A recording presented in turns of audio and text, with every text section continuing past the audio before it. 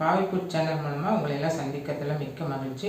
என்னுடைய சேனலை சப்ஸ்கிரைப் செய்த எல்லாருக்கும் ரொம்ப ரொம்ப நன்றி. இதே மாதிரி சப்போர்ட் பண்ணுங்கள். இன்றைக்கி மல்லி சாதம் தான் செய்ய போகிறோம். இது ஒரு லஞ்ச் பாக்ஸ் ரெசிபி. அது எப்படி செய்யலாம் என்னங்கிறத பார்க்கலாம். வாங்க இது எப்படி செய்யலான்னு பார்க்கலாம். இப்போ பார்த்தீங்கன்னா இது இந்த 2 பேர் சாப்பிட்ற அளவுக்கு சாதம் பண்ணுறோம். அதுக்கு பார்த்திங்கன்னா இந்த மல்லித்தலை இப்படி கைப்பிடி, ஒரு கைப்பிடி பிடிச்சா ஒரு கைப்பிடி அளவு இருந்தால் போதும். அப்புறம் இது கூட நம்ம அரைக்கிறதுக்கு மல்லித்தலை கூட நம்ம அரைக்கிறதுக்கு இஞ்சி பார்த்திங்கன்னா ஒரு 2 இன்ச்சு அளவுக்கு அதை சின்னதாக நான் கட் பண்ணி வச்சுருக்கேன். காரத்துக்கு பார்த்திங்கன்னா ஒரு 3 பச்சை மிளகாய் எடுத்திருக்கேன். இது கூட பூண்டு ஒரு 4 பல். இப்போ இதெல்லாம் நம்ம அரைக்கணும். தாளிக்கிறதுக்கு கடுகு, உளுந்தப்பருப்பு, கடலைப்பருப்பு, நடக்கலை பருப்பு, 2 வரமிளகாய், கொஞ்சம் புளி சேர்த்துக்கணும், 2 புளிங்கொட்டை சைஸு. அப்படி புளி சேர்த்து பிடிக்காதவங்க பார்த்திங்கன்னா லெமன் கடைசியில் சேர்த்துக்கலாம். ஆனால் இந்த புளி கொஞ்சம் சேர்த்தும் போது இன்னும் ரொம்ப நல்லாயிருக்கும். தாளிக்கிறதுக்கு கருவேப்பிலை. சரி, இப்போ நம்ம இந்த கொத்தமல்லி இலையெல்லாம் அரைச்சிட்டு வந்துடுவோம். இந்த கொத்தமல்லி நம்ம அரைச்சிட்டு வந்துடலாம். இது கூட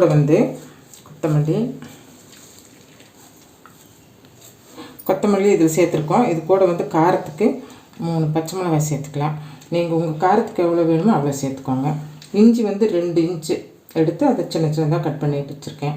இது கூட 4 பல் பூண்டு.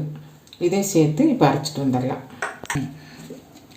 இப்போ இது கூட நம்ம புளி எடுத்து வச்சுருக்கோம் இல்லையா, அந்த புளி இது கூட சேர்த்துக்கலாம். சேர்த்துட்டு நைஸ் அரைச்சிக்கலாம். இப்போ அடுப்பத்தை வச்சாச்சு. இப்போ இது 2 டேபிள் ஸ்பூன் நான் கடலெண்ணெய் சேர்த்துக்கிறேன். நீங்கள் எந்த குக்கிங் ஆயில் யூஸ் பண்ணுவீங்களோ அது சேர்த்துக்கோங்க. எண்ணெய் காயட்டும். இப்போ எண்ணெய் காஞ்சிருச்சு. நம்ம கடுகு சேர்த்துக்கலாம். இது கூட 1/2 ஸ்பூன் கடுகு, உளுந்தப்பருப்பு 1 ஸ்பூன் சேர்த்துருக்கேன், கடலைப்பருப்பு 1 ஸ்பூன்.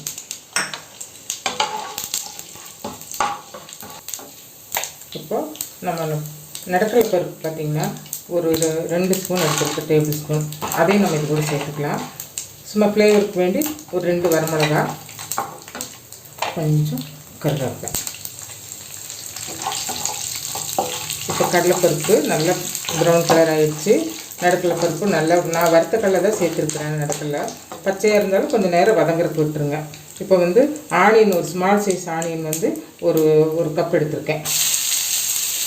ரொம்ப பொடிசாக கட் பண்ணி வச்சுக்கோங்க. இது ரொம்ப நமக்கு ப்ரௌன் கலர் வேண்டியதில்லை. லேசாக கோல்டன் ப்ரௌன் வரும்போது நம்ம எடுத்துடலாம். கொஞ்சம் நேரம் இது வதங்கட்டும். இது கூட கொஞ்சம் நம்ம சால்ட் சேர்த்துக்கலாம்.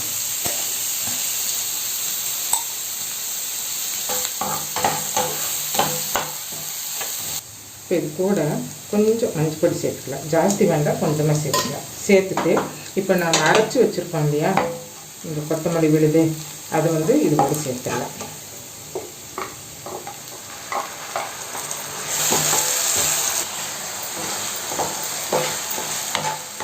இப்போ இந்த கொத்தமல்லி தழை பார்த்திங்கன்னா நல்லா பச்சை வாசம் போகிற வரைக்கும் கொஞ்சம் நேரம் நல்லா வதங்கட்டும். இது கூட இன்னும் கொஞ்சம் உப்பு சேர்த்துக்கலாம். அப்புறம் நம்ம சாதம் சேர்க்கும்போது பத்தாவதுக்கு சேர்த்து இப்போ கொஞ்சமாக சேர்த்துக்கலாம். அவ்வளோதான். இப்போ இது இந்த பச்சை வாசம் போகிறதுக்கு ஒரு 2-3 நிமிஷம் நம்ம நல்லா வதக்கலாம். வதங்கின பின்னாடி ரைஸ் போட்டுக்கலாம். பாருங்கள், இப்போ கொத்தமல்லி தலையில் இருக்கிற அந்த மசாலாவில் இருக்கிற எல்லா பச்சை ஸ்மெல் எல்லாம் போயிடுச்சு. நல்லா வதங்கிடுச்சு. கிட்டத்தட்ட ஒரு 2 நிமிஷம் நல்லா வதக்கியிருக்கிறேன். இப்போ இந்த டைமில் நம்ம ரைஸ் சேர்த்துக்கலாம். இது கூட பார்த்திங்கன்னா இந்த ரைஸ் ஒரு டம்ளர் 2 பேர் சாப்பிட்ற அளவுக்கு குக்கரில் செஞ்சு நான் ஆற வச்சு வச்சுருக்கேன். இப்போ இது கூட நம்ம சேர்த்துக்கலாம்.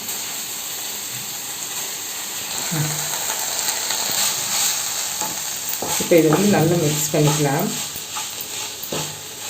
ரைஸும் இந்த கொத்தமல்லி மசாலா எல்லாமே சேர்ந்து நல்லா கலக்கி விடணும்.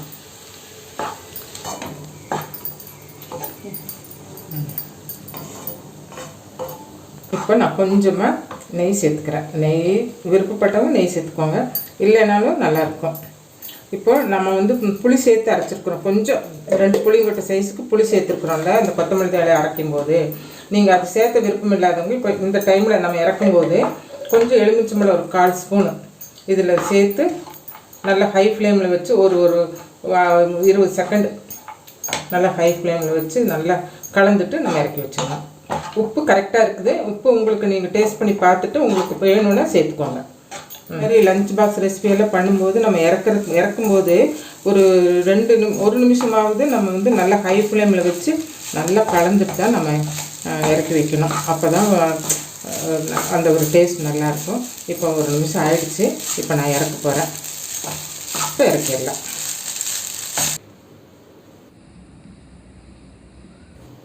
பாருங்கள், கொத்தமல்லி சாதம் ரெடி ஆயிடுச்சு. சூப்பராக இருக்குது. உப்பு காரம் எல்லாம் சரியாக இருக்குது. அந்த புளி சேர்த்தணும் இல்லையா, கொஞ்சம் அரைக்கும்போது அதுவே ரொம்ப ரொம்ப நல்ல டேஸ்ட் விழுந்திருக்கு. உங்களுக்கு புளி சேர்த்தலைன்னா நீங்கள் இறக்கும்போது கூட லெமன் ஒரு 1/4 ஸ்பூன் போட்டு இறக்கிக்கலாம். இதே மாதிரி செஞ்சு பாருங்கள். லஞ்ச் பாக்ஸ் ரெசிபி குழந்தைகளுக்கும் கொடுத்து விடுங்க. நீங்களும் ஆஃபீஸ்க்கு போகிறவங்க எடுத்துகிட்டு போங்க. இது கூட சிப்ஸு ஏதாவது பொட்டேட்டோ இந்த மாதிரி ஏதாவது ஃப்ரை பண்ணி வச்சுக்கலாம். இப்போ இதை செஞ்சு பார்த்துட்டு உங்களுக்கு பிடிச்சிருந்தா இந்த வீடியோக்கு ஒரு லைக் பண்ணுங்கள். சப்ஸ்கிரைப் பண்ணாதவங்க சப்ஸ்கிரைப் பண்ணிடுங்க. நிறைய பேர் வந்து சப்ஸ்கிரைப் பண்ணாமே பார்க்குறீங்க. நீங்கள் சப்ஸ்கிரைப் பண்ணால் தான் எங்களுடைய வளர்ச்சிக்கு அது ரொம்பவும் முக்கியம். அதனால் நீங்கள் கண்டிப்பாக லைக் பண்ணுங்கள், ஷேர் பண்ணுங்கள், கமெண்ட் பண்ணுங்கள். உங்கள் ஃப்ரெண்ட்ஸ் அண்ட் ரிலேட்டிவ்ஸ்க்கு ஷேர் பண்ணுங்கள். மீண்டும் ஒரு புதிய வீடியோவில் சந்திப்போம். நன்றி, வணக்கம்.